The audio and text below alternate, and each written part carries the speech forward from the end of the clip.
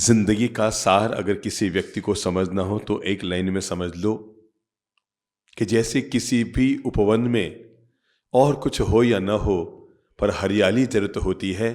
कल्पना करो दुनिया में खूब सारे मकान हो पर हरियाली न हो तो जिंदगी और ये दुनिया कैसी हो जाएगी। जितनी ज़रूरत इस दुनिया को हरियाली की है उतनी ही ज़रूरत इस जिंदगी को खुशहाली की है।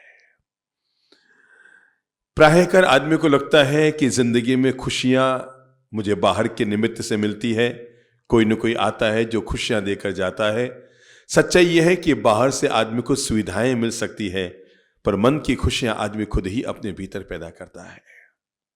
क्योंकि बाहर में जितनी भी हम खुशियां देखते हैं थोड़ी देर बाद ही, कल्पना करो आपको नहीं पता कि रात को जहां पर आप बैंड बाजे के साथ आतिशबाजी के साथ नाचते झूमते गाते हुए शोरबाजी करते हुए मस्ती मारते हुए और 56 व्यंजन खाते हुए आप जिस बारात में जाकर आए थे, एक बार अगले दिन सुबह 6 बजे वहां जाना और वहां का नजारा देखना। कहीं प्लेटें पड़ी हैं, कहीं कुर्सियां बिखरी हुई पड़ी है, कहीं जूठे डिब्बे पड़े हैं, कहीं रात का बचा हुआ खाना बदबू मार रहा है, कहीं आप जो जूठन छोड़कर आए थे वो दुर्गंध मार रही है और आपको लगा अरे मैं रात को यहीं आया था क्या। एक शब्द जीवन में नोट कर लो, सुख और दुख ये दोनों मेहमान हैं। शब्द बोल लो, ये दोनों क्या है? मेहमान हैं। फिर से बोल लो, सुख और दुख दोनों मेहमान हैं। इन्हें कभी मेंबर मत मान लेना। मेंबर वो होते हैं जो चिरस्थायी हमारे साथ रहते हैं, मेहमान वो है जो आज है और कल नहीं है। और इसलिए सुख आए तो इतराओ मत और दुख आए तो घबराओ मत। क्या कहा मैंने? सुख आए तो इतराओ मत और दुख आए तो घबराओ मत, क्योंकि ये दोनों क्या है? मेहमान है, मेंबर नहीं है। सुख आए तो हंस लीजिए, सुख आए तो हंस लीजिए और दुख आए तो हंसी में टाल दीजिए। आप कभी दुखी नहीं होंगे। दुनिया में एक बार कल्पना कीजिए, जिन जिन लोगों को लगता है कि उनके जिंदगी में सिरपच्चियां हैं, जिन जिन लोगों को लगता है उनके जिंदगी में माता पोड़ियां हैं, जिन जिन लोगों को लगता है उनके जीवन में बहुत टेंशन के निमित्त हैं, जिनको लगता है बहुत सारे सिरपच्चियां भगवान ने जीवन में दे रखी है, वो हर आदमी अपनी जिंदगी को एक बार महापुरुषों से तौले। मैं आपको एक बात बता दूं, परिस्थितियां हमारी भी बिगड़ती है और महापुरुषों की भी बिगड़ती है। पक्की बात। क्योंकि परिस्थिति ने किसी को छोड़ा नहीं है। चाहे वो भगवान का अवतार भी धरती पर आ जाए, चाहे वो लक्ष्मी का अवतार भी धरती पर आ जाए, चाहे वो पैगंबर का अवतार धरती पर आ जाए और चाहे वो तीर्थंकर धरती पर आ जाए, सिकंदर हो या पैगंबर, अवतार हो या तीर्थंकर, दुनिया में ऐसा कोई नहीं है जिसकी जिंदगी में सिर पर चैन आई हो। हां, यह बात तय है हमारी जिंदगी में आपको लगता है कि ज्यादा आई है, पर एक बार चलो किसी भी महापुरुष का नाम लो, किस महापुरुष से तौलना चाहेंगे? चलो अपन पहले भगवान श्री राम पर आ जाए। अब आप एक और तौलिए, आपकी जिंदगी में परिस्थितियां ज्यादा बिगड़ी या उनकी जिंदगी में ज्यादा बिगड़ी? तौलिए एक बार। कोई आपकी पत्नी को उठा के ले गया? नहीं, उनके तो आतता ही रावण आ गया था। ठीक है, आपके घर में तो ऐसी कोई मां नहीं है जिसने आपको 14 साल का वनवास दिया, पर उनके साथ ऐसा हो गया। आपका विवाह हुआ था तो बैंड बजा था। कल्पना करो भगवान राम की शादी हुई तो क्या बजा था वहां? कौन आए थे? परशुराम जी प्रकट हुए थे। सोच सकते हैं? एक भगवत पुरुष, साक्षात भगवान का अवतार, आपकी जिंदगी में क्या परिस्थितियां बदली होगी। चलो मैं एक और पात्र लेता हूं, उन्हीं की धर्म पत्नी मां भगवती सीता। कौन थी? नंबर 1 लक्ष्मी का अवतार। फटाफट बोलो, क्या थी? कमर सीधी कर लो ताकि ये बातें दिमाग में उतर जाए। नंबर 1 लक्ष्मी का अवतार, नंबर 2 भगवान की पत्नी, नंबर 3 रघुकुल की महारानी, नंबर 3 जनक की बेटी। मैं समझता हूं दुनिया में इससे महान नारी तो कोई हुई नहीं होगी। क्या क्या विशेषताएं थी? लक्ष्मी का अवतार थे। भगवान राम अगर विष्णु के अवतार थे तो भगवती सीता लक्ष्मी का अवतार थी। आपको पता है क्या, हिंदू धर्म में जितने भी अवतार हैं सनातन परंपरा में, एक भी अवतार ब्रह्मा जी का नहीं मिलेगा, एक भी अवतार शिव जी का नहीं मिलेगा, क्योंकि ये जन्म और समापन के प्रतीक हैं। पर सारे अवतार विष्णु के मिलेंगे क्योंकि विष्णु जीवन के प्रतीक हैं और जीवन में उठापटक आती है, इसलिए हर अवतार के महापुरुष के जीवन में उठापटकें आई है। अब आप देखो, सीता मैया जन्मी तो मां की कोख से की जमीन से? जमीन को फाड़ कर आई। आप में हाथ खड़ा करो, कोई जमीन को फाड़ कर आया? नहीं। नंबर 2, विवाह हुआ तो बैंड बजे और उनके यहां कौन प्रकट हुए?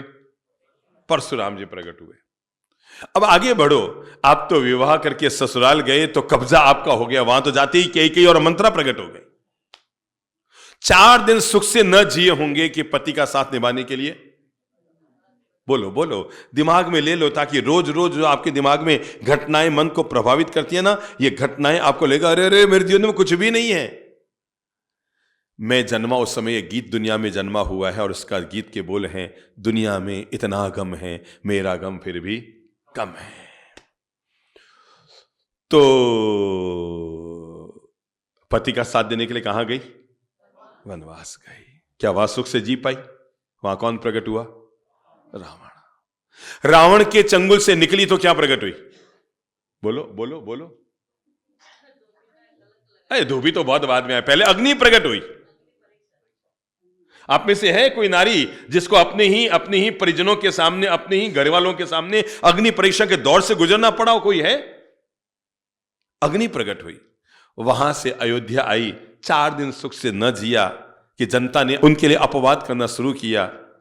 रघुकुल की महारानी, नंबर 2 भगवान की धर्म पत्नी, नंबर 3 लक्ष्मी का अवतार, नंबर 4 जनक सुता भगवती सीता को अपनी संतानों को जन्म देने के लिए एक ऋषि के आश्रम में जाके शरण लेनी पड़ी। क्या आप सोच सकते हैं उस महासती सीता की जिंदगी को देखें तो पता लगेगा हमारी जिंदगी में तो 1% नहीं, 1000वां हिस्सा भी ऐसा कुछ नहीं हुआ जितना उनके साथ हुआ। लेकिन उसके बावजूद जब भी हम उनकी मुख छवि देखते हैं और जब भी रामचरितमानस में तुलसीदास जी उनके बारे में जिक्र करते हैं तो हमेशा उनका चेहरा, उनका जीवन शांत मन, सुखद मन और पवित्र मन के साथ जीवन जिया है उन्होंने। मैं आपको बता दूं, ये परिस्थितियां ही हमें महापुरुष बनाती है। कल्पना करो भगवान श्री महावीर के बारे में।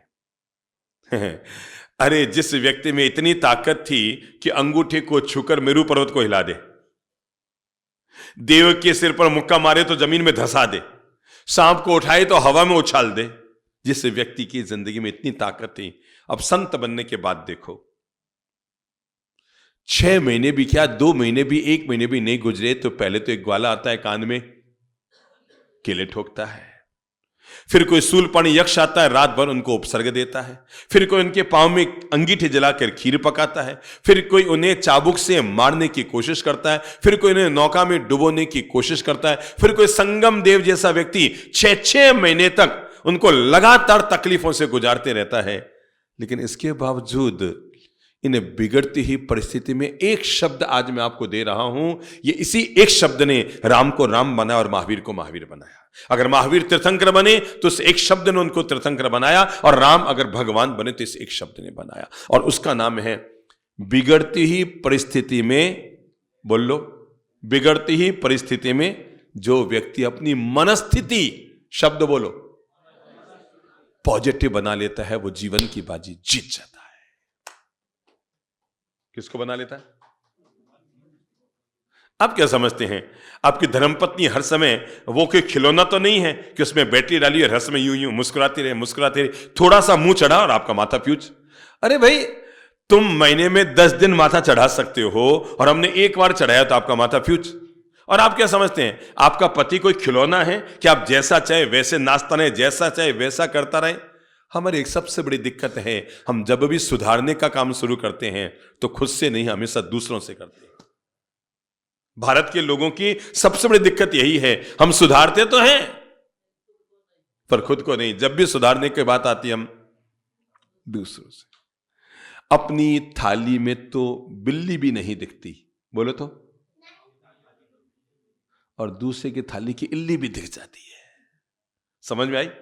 अपनी तो इतनी बड़ी गलती भी नहीं दिखती, पर दूसरा अगर इतनी सी भी नाखून जितनी कर देती, हमारी आंखें पकड़ लेती है। परिस्थिति बदलना पार्ट ऑफ लाइफ है, लेकिन बिगड़ती ही परिस्थिति में अपनी मनस्थिति को बेहतर बनाकर रखना, इसी का नाम आर्ट ऑफ लाइफ है। और ये जो हम जीने की कला का पाठ इंसान को पढ़ाते हैं ना, इस जीने की कला के पाठ का मूल भाव यही है कि परिस्थितियां जीवन में बिगड़ेगी, हमेशा मन चाहा नहीं होता, नहीं हो सकता, किसी के नहीं हो सकता। हमेशा मन चाहा, भगवान वो सब आपको नहीं दे सकता जो आप पसंद करते हैं। आपका क्या पता, आप तो पड़ोसन को पसंद कर लेंगे, भगवान किस किस को देगा बेचारे, भाई आपका क्या पता। तो भगवान वो सब हमें नहीं दे सकता है जो हम पसंद करते हैं। अब बताओ सुख का राज क्या है, बुद्धि लगाओ भाई, जो हम पसंद करते हैं वो तो नहीं दे सकता ना। अब सुख का राज यही है जो उसने दिया है, आप उसे पसंद कीजिए और जिंदगी को सुख से जीने की कोशिश कीजिए।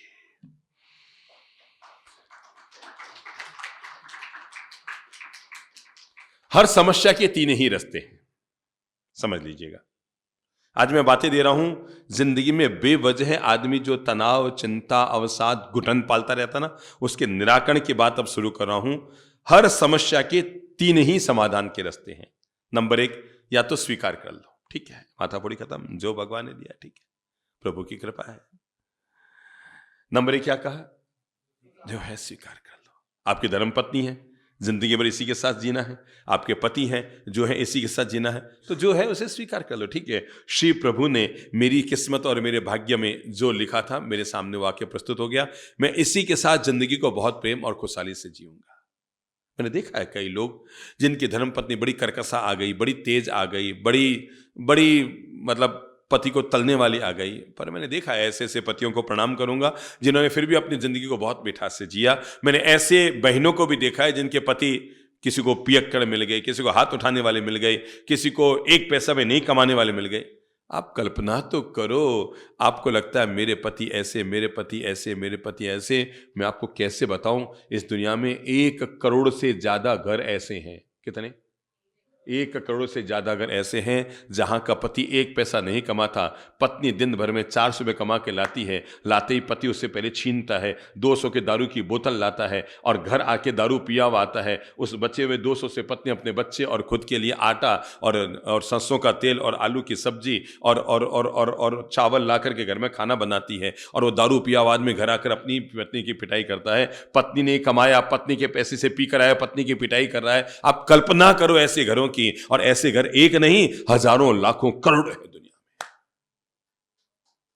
कमा भी वही रही है और जूते भी पति के वही खा रही है। कभी एक काम करना, बड़ी टेबल होती है ना, जैसे अपने संबोधि धाम में स्वाध्याय मंदिर में है, वहां 20 कुर्सियां लगा देना, चारों तरफ गोल बैठा दी, और एक एक थाली रख देना। थाली में कटोरी की जरूरत नहीं है, चम्मच की जरूरत नहीं है, और गिलास की भी जरूरत नहीं, केवल खाली थाली रख देना, और सबको बैठाना कि बैठो भाई साहब। और उनको सुविधा यह देना कि हर आदमी अपना अपना दुख इस थाली में डाल दे। क्या करे? प्रयोग करना भले आप। 20 थाली रखी है, कटोरी नहीं, गिलास नहीं, चम्मच नहीं, क्या क्या है उसमें?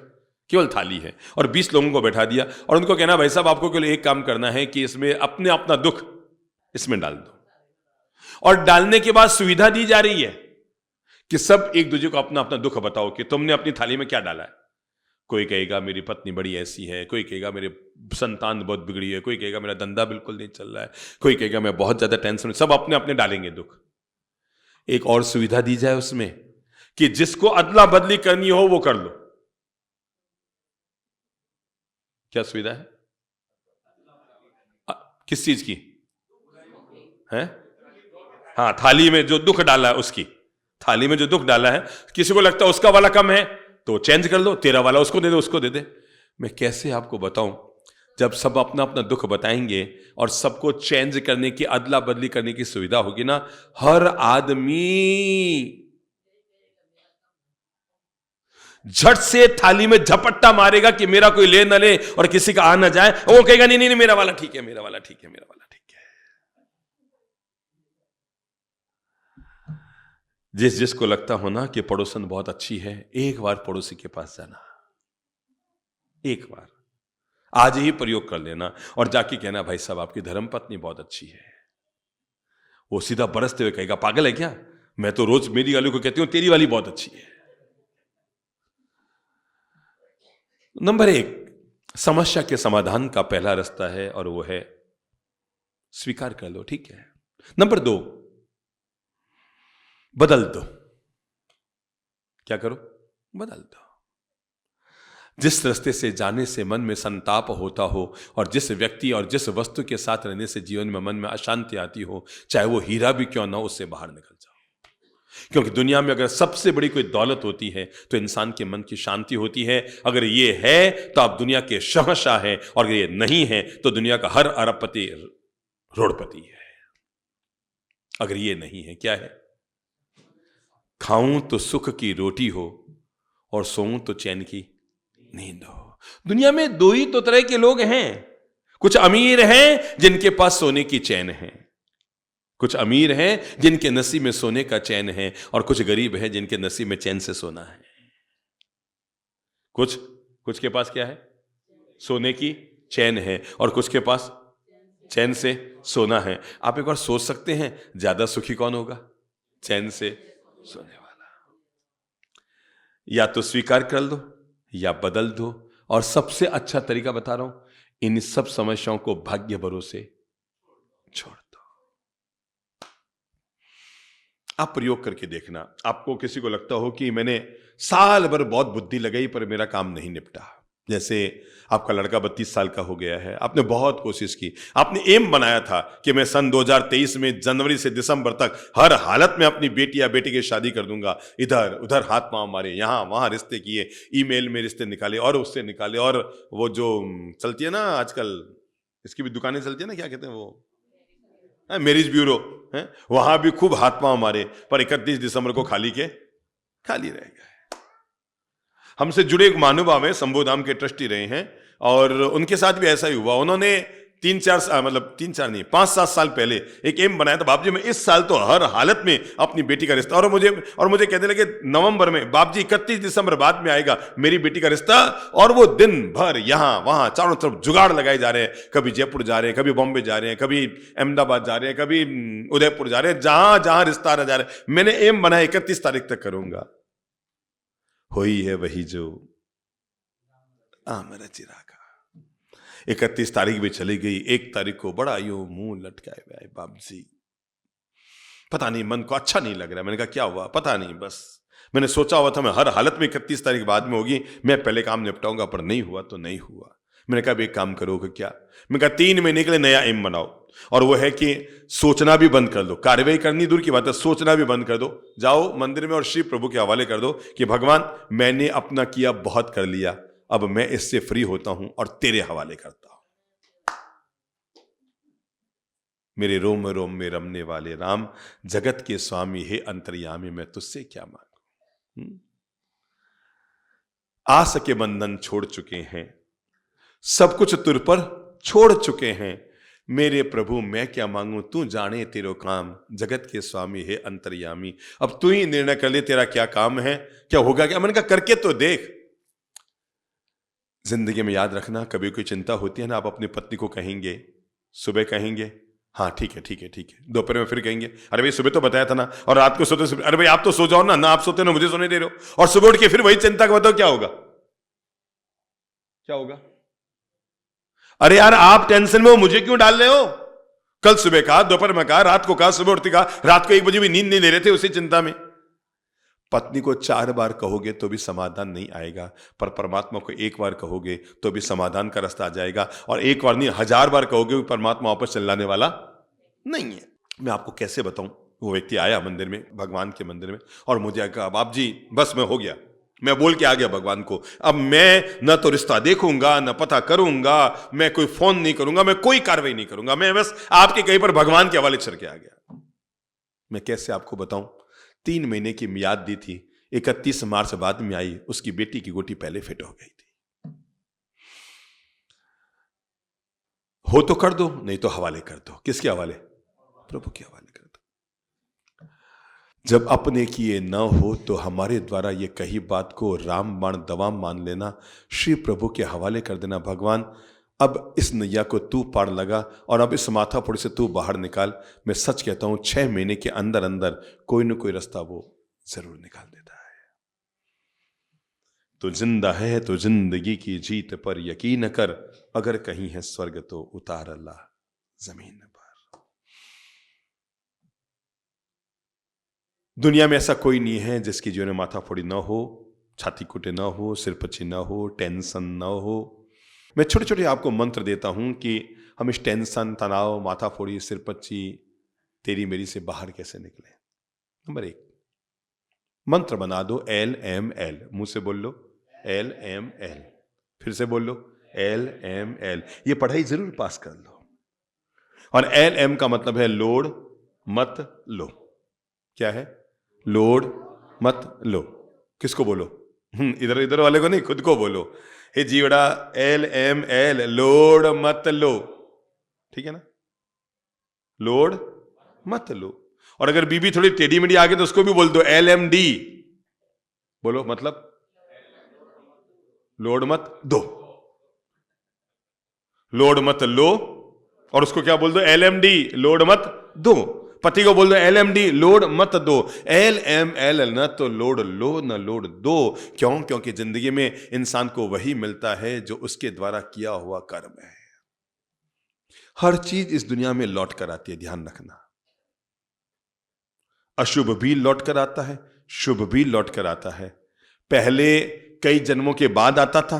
आजकल प्रभु जी के ऊपर वाले के पास, चित्रगुप्त के पास, पहले तो क्या वो कागज में बही खाता लिखते थे, तो रोकड़ लिखते लिखते कितों की लिखे। अब उनके पास वो एक तो आ गया वो लैपटॉप, हाँ, फटाफट फटाफट। और दूसरा वाईफाई की हाई फाई सुविधा, फटाफट फटाफट, इधर से इधर, इधर से इधर, सुबह कर शाम को पा, दोपहर में कर रात को पा। अब तो वो भी नहीं, अभी कर अभी का अभी पा, एक एक घंटा बाद परिणाम मिलने लग गया। न लो न दो। तो क्योंकि आजकल ऊपर वाला फटाफट हिसाब किताब हमारा कर देता है, वहां पर न तो देर है और न ही अंधेर है, फटाफट काम निपटता है। तो हर चीज फटाफट फटाफट फटाफट लौट कर जब आ रही है, तो हम ध्यान रखें कि हम जब भी कोई काम करें, ऐसा काम न करें जिससे दूसरे का हित हो, क्योंकि यहां पर हर चीज लौट कर आती है। ऐसा ही एक हॉल, ऐसा ही एक घर, 4 परिवार रहते थे। एक रात पता नहीं बहुओं में झगड़ा हो गया। अब झगड़ा हो गया तो झगड़ते वो लोग क्या जिद करती है? सबसे पहला, हम सबको अलग कर दो। बस उनके पास और तो कोई रास्ता होता नहीं है, या तो पियर जाके बैठ जाऊं और या मुझे अलग कर दो। अब पतियों ने बताया भी ऐसे कोई अलग थोड़ी होते हैं, फ्लैट देखेंगे, किराए पे लेंगे, और एक एक किराया ले तो 20-20 हजार रुपया, आजकल 15-15 रुपया किराया लगता है। 4 घर बसाने का मतलब 1 लाख रुपया तो एक्स्ट्रा खर्चा हो गया। नहीं, हम खाना तभी बनाएंगे जब हमारा किचन अलग होगा। हम एक किचन में चारों काम नहीं करेंगे। पतियों ने सोचा यार कौन सी माथाफोड़ी आ गई है, फटाफट गए। सबसे सस्ता सुंदर टिकाऊ इलाज उन्होंने क्या किया? लकड़ी का पार्टीशन बना लिया। हार्डबोर्ड आते ना, बड़ी सीट, वो लेके आ गए। एक यूं बनाया, एक यूं बनाया, प्लस का निशान बनाया, उसमें 4 माइनस आ गए। निशान क्या बनाया? प्लस का बनाया। एक यूं और एक यूं, ऊपर से खुला था, छत थी ऊपर, तो ऊपर सब खुला था, लकड़ी का पार्टीशन डाल दिया, चारों खुश। तुम्हारा किचन ये, तुम्हारा ये, तुम्हारा ये, तुम्हारा ये, 4 के 4 घर बस गए। भाइयों को लगा ठीक है, अपन साथ के साथ रह गए और इनकी इच्छा भी पूरी हो गई। मैं आपको बता रहा हूं चीजें लौटकर कैसे आती हैं। सुबह सुबह सबसे बड़ी वाली बहू उठी, नंबर 1 कमरे वाली।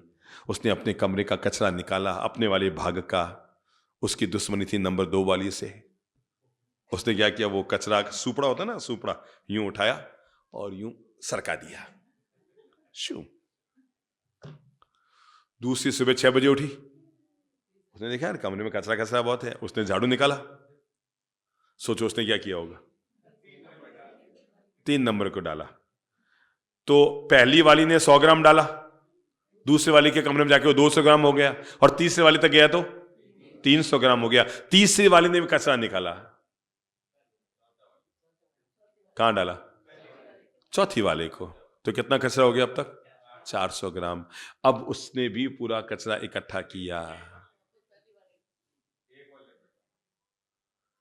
Negative in negative out, positive in positive out. अच्छा करो, अच्छा मिलेगा। बुरा करने का परिणाम कभी अच्छा नहीं मिलेगा। मेरा वो प्रयोग हमेशा करते रहा करो। चलो यूं हाथ करो तो मैं आप सबके हथेली में गुलाब की पंखुड़ियां डाल रहा हूं। क्या डाल रहा हूं? एक एक गुलाब को तोड़ करके उसकी क्या डाल रहा हूं? पंखुड़ियां डाल रहा हूं। चलो एक प्रयोग करो, उछालो उसको आसमान में, या अब देखो आप पर क्या आके गिरी है? गुलाब की। पक्की बात? अब दोबारा एक काम करो, अब मैं 100 ग्राम मिट्टी डाल रहा हूं। करना वही है जो पहले किया था, करो। या क्या बात है, फिर से गुलाब की पंखुड़ी आई। क्या आई? मैं और बोलूं या आप समझ गए कि जिंदगी में वही लौट कर आता है जो हम करते हैं। आप कभी मंदिर में गए होंगे ना, तो भगवान की मूर्ति यूं बैठी है ना, राम जी की, कृष्ण जी की, सबकी मूर्तियां यूं रहती है। आपने कभी सोचा ये भगवान जी हाथ यूं करके यूं क्यों रखते हैं? ये कोई आशीर्वाद के लिए नहीं है, मैं बता दूं। और आप सोचते हो ये हाथ इसलिए है कि तू जो चाहे तुझे मिले। ये हाथ कहता है तथास्तु। क्या है? तथास्तु। तथास्तु का मतलब क्या है? जो तू चाहे वो तुझे मिले। आज से इस बात को सुधार लो। यही भूल हमें कभी अच्छे मार्ग पर नहीं चलने देती। भगवान जी का हाथ यूं इसलिए नहीं है कि जो तुझे चाहा वो तुझे मिले। यह हाथ इसलिए तथास्तु, जो तूने किया है वही तुझे।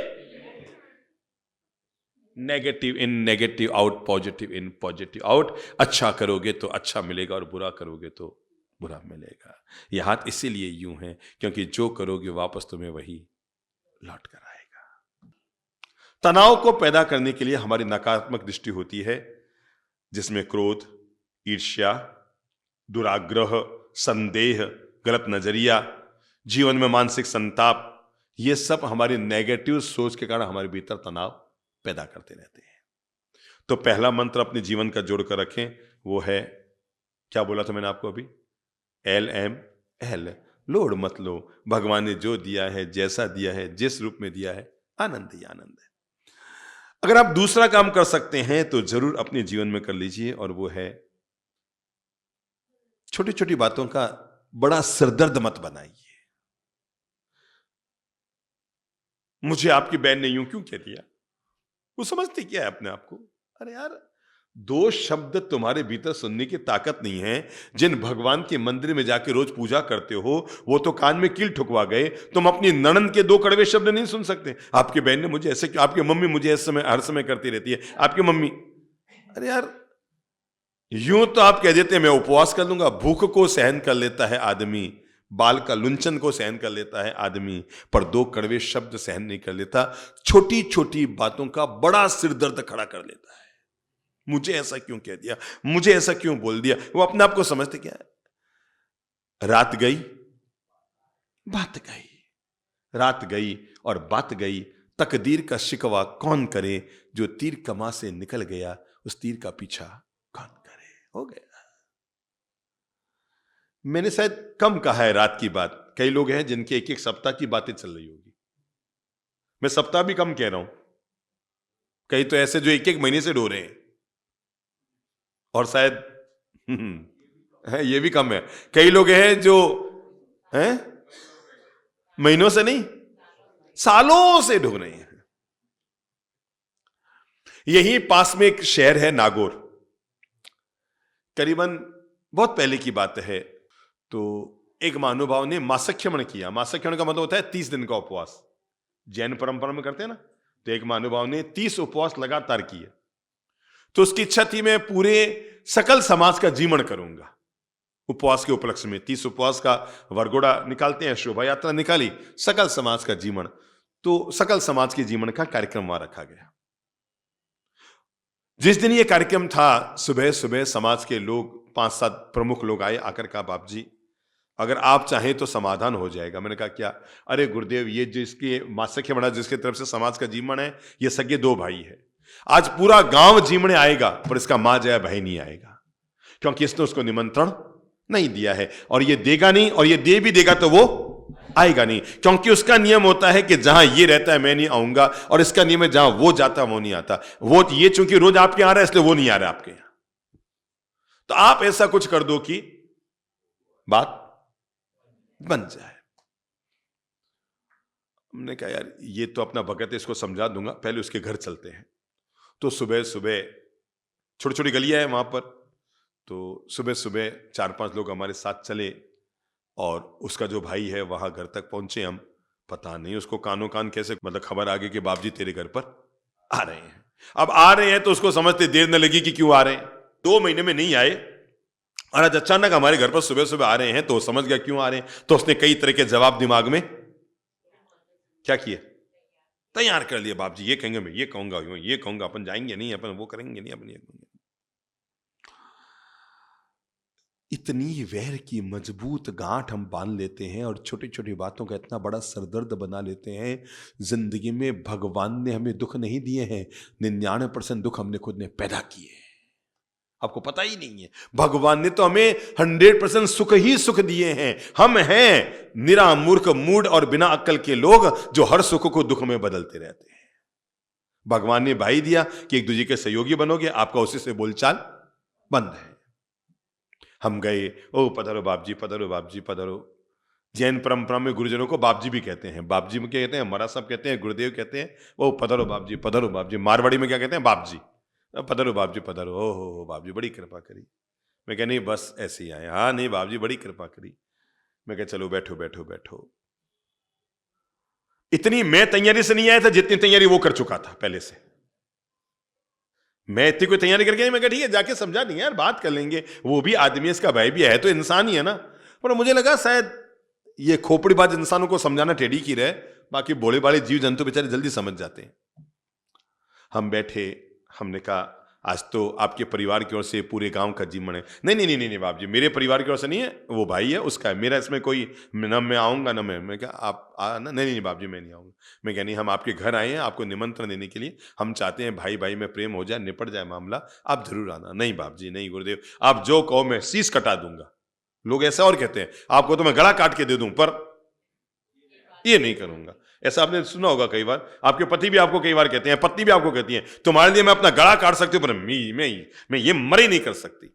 अब बोलो यार, तू इतना सा नहीं कर सकती, फोकट का नाटक क्यों करती है, गला काट के दे दूंगी। फालतू का नाटक करते हैं लोग। तो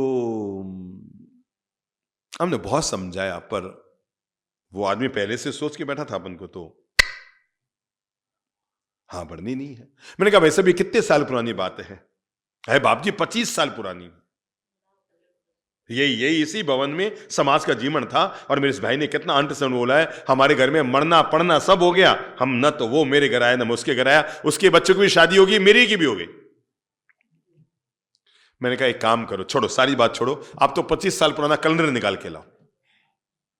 अब 25 साल पुराना कैलेंडर कहां से मिलेगा, बाप जी नहीं है। मैंने कहा 10 साल के नहीं है, मैंने कहा 3 साल के नहीं है, मैंने कहा पिछले साल के नहीं है। मैंने कहा भाई साहब जिस घर में पिछले साल का पुराना कैलेंडर नहीं है, उस घर में 25 साल पुरानी बातों को क्यों ढोया जा रहा है। महीना बीतता है तो पन्ना फाड़ देते हैं और साल बीतता है तो कैलेंडर उतार देते हैं। पर हम नादान हैं जो छोटी छोटी बातों को बड़ा सरदर्द बनाकर वर्षों तक ढोते रहते हैं। हमने उनके बगल में हाथ डाला, उनको खड़ा किया, साथ लेकर बाहर आए। मैंने कहा जैसे कैलेंडर को निकालकर बाहर फेंक दिया, आज गुरु महाराज की आज्ञा है बेकार की बातों को भी बाहर निकाल के फेंको, जिंदगी में मिठास घोलो। हम उन्हें लेकर आए और दोनों भाइयों को एक थाली में बैठकर हमने खाना खिलवाया। बेवजह है बड़े सरदर्द। मेरे भाई, रावण ने मरते मरते राम से कहा था कि राम मेरे मरने के बाद एक बात जरूर सोचना, तुम बाजी जीती हो और मैं बाजी हारा हूं, पर इसमें तुम्हारा और मेरा रोल नहीं है। तुम इसलिए जीत गए क्योंकि तुम्हारा भाई तुम्हारे साथ था, मैं इसलिए हार गया क्योंकि मेरा भाई मेरे खिलाफ था, बस। इसलिए टेंशन फ्री लाइफ जीने के लिए दूसरा मंत्र जरूर ले लो, छोटी छोटी बातों को बड़ा सरदर्द मत बनाओ। आज ही जिससे आपकी थोड़ी सी बोलचाल बंद है, थोड़ी सी यूं है, थोड़ा सा यूं है, थोड़ा सा यूं है, उसको फोन कर देना। सॉरी वॉरी मत कहना, मैं ये भी इतना भी आपको नहीं झुका रहा हूं, बस उसको फोन कर देना, और भाई साहब कैसे हो, नहीं बस ऊपर प्रवचन सुन के आया गुरुदेव का, आपकी याद आ गई इसलिए फोन कर दिया, वो समझ जाएगा इतने में तो सब, अगर वो आदमी है तो। मन को हल्का कर लो।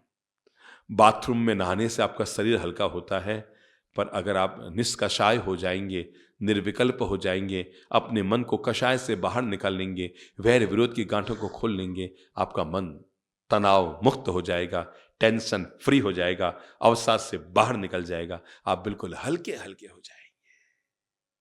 आज आपको इतनी गहरी नींद आएगी कि सामने वाले ने सॉरी कहा कि नहीं कहा, किया कि नहीं किया, मैं तो हल्का हो गया, अपना तो राम अपने में मस्त, आई एम सॉरी, अब तुम माने तो तेरी मर्जी, नहीं माने तो तेरी मर्जी। अगर आप फटाफट एक एक मिनट में अब ले लें 3-4 मंत्र, तो दूसरा मंत्र देता हूं और वो है अपनी इच्छाओं को थोड़ा सा सीमित कर लीजिए। चाह गई, चिंता मिटी और मनवा बेपरवाह। ठीक है, अभी भी भगवान ने हमें इतना दे रखा है कि हम जिंदगी भर पहनते रहें, तभी फटने वाले नहीं हैं, चलती रहेगी। हर महिला के पास इतनी साड़ियां हैं कि 5 साल न भी खरीदे तो भी आराम से काम चल जाएगा। इच्छाओं को सीमित कर लो थोड़ा। अब मैं अपने धन को सत्कर्म में लगाऊंगा, अच्छे काम में लगाऊंगा। मानव पीछे वाले के लिए छोड़ के ही मत जाना फालतू का, कि केवल बच्चों को देते रहो, केवल पोते पोतियों के लिए करते रहो। अरे गैरों के लिए भी करो, औरों के लिए भी करो, दूसरों के लिए भी करो, पड़ोसियों के लिए भी करो, शहर में जो और गरीब लोग हैं उनके लिए भी करो। हमें हमारा बच्चा ही अपना क्यों लगता है, हमें हमारा पोता पोती अपना क्यों लगता है, दूसरों के बच्चे हमें हमारे क्यों नहीं लगते हैं?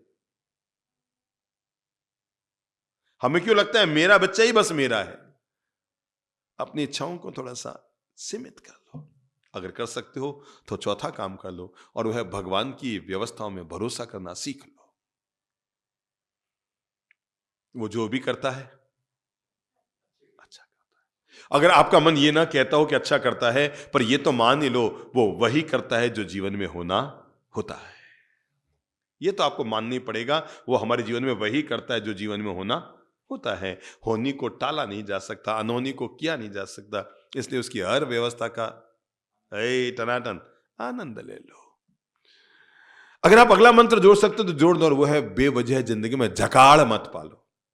क्या मत पालो? ये शुद्ध मारवाड़ी शब्द है। जकाड़ करे, कहीं करे, जकाड़ करे, जिगाड़ करे, माथा फोड़ी, छाती कुटा, सिर पच्चियां, दुनिया भरी माथे फोड़ी बोल ले रखी है। मैं आज तक समझ नहीं पाया पति पत्नी क्यों झगड़ते रहते हैं, क्यों झकाड़ मोलते रहते हैं। फेरे खाए थे तब तो बैंड बजे थे, शहनाइयां बज रही थी, फूलों की मालाएं चल रही थी, ये फूलों के इत्र छिड़के जा रहे थे, फूलों के परफ्यूम छिड़के जा रहे थे। अरे यार, तुम जिस बेडरूम में गए थे तुम्हारा बेडरूम फूलों से सजा हुआ था, आज उसमें झंडू बाम हरा बाम किसने डाल दिया? कौन है इसका जवाबदार? छोटी छोटी बातों में हम झगड़ते रहते हैं, छोटी छोटी बातों में हम तू मैं करते रहते हैं। मैं तो मैंने एक नई बात और कही। मैंने कहा साहब, शादी की पहली शर्त डाल दो कि दोनों को संस्कृत सीख लेनी चाहिए। क्या सीख लेनी चाहिए? संस्कृत सीखनी चाहिए। तुम घर में झगड़ोगे तो पड़ोसी सोचेगा पूजा पाठ कर रहा है, वेद मंत्रों का उच्चारण कर रहा है। संस्कृत में झगड़ो तो पड़ोसी को तो यही लगेगा क्या कर रहा है वो? पूजा पाठ कर रहा है, मंत्र जाप कर रहा है वो। बेवजह की झकाड़ मत पालो। चलो, उठने से पहले आज का अंतिम मंत्र ले लो और इसे 10 बार जिंदगी में बोल लेना आज शाम तक, और वो है जो प्राप्त है वो पर्याप्त है। ये वो मंत्र है जो आपके दुखों के सागर से निकालकर सुख के सागर में ला देगा, जो आपके दुखों के कांटों से निकालकर सुख की सैया पर दे आएगा। और कौन सा मंत्र है? जो प्राप्त है वो पर्याप्त है। कैसे आपको बताऊं? सुनने में केवल 4 शब्द है, जो प्राप्त है वो पर्याप्त है 6 शब्द वाली एक वाक्य छोटा सा है, पर एक वाक्य हमारी जिंदगी को हरा भरा कर सकता है।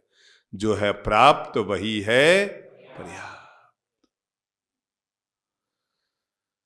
अंत नहीं है किसका कमाने का, अंत नहीं है किसका तिजोरी भरने का, अंत नहीं है किसका बैंक बैलेंस बढ़ाने का, अंत नहीं है किसका धन को उपार्जन करने का, पर हमारा अंत है।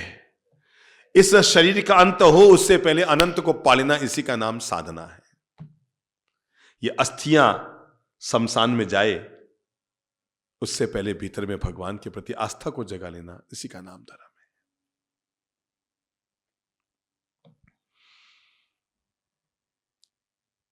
जब जब किसी को देखकर मन में उतावड़ पैदा होना, भगवान मने नहीं दियो, भगवान मने दियो, भगवान मने दियो।